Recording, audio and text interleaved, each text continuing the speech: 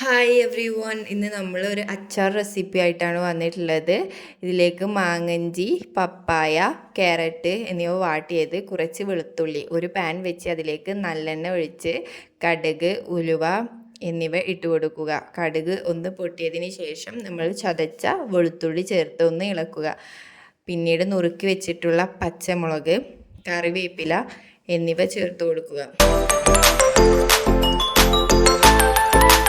വെളുത്തുള്ളി ഒരു ബ്രൗൺ കളറായതിന് ശേഷം നമുക്കിതിലേക്ക് 1 സ്പൂൺ കാശ്മീരി ചില്ലി, 2 സ്പൂൺ അച്ചാർ പൊടി എന്നിവ ചേർത്ത് നന്നായി ഇളക്കി യോജിപ്പിക്കുക.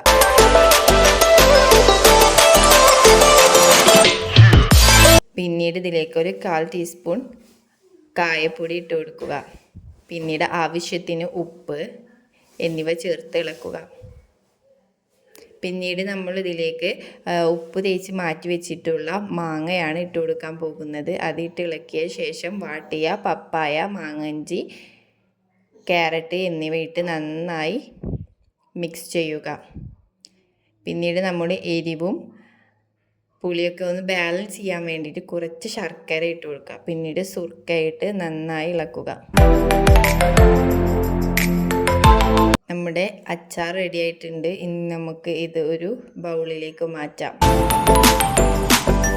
നല്ല അടിപൊളി അച്ചാറാണ്. എല്ലാവരും ട്രൈ ചെയ്ത് നോക്കണേ. ഓക്കെ, ബൈ ഗായ്.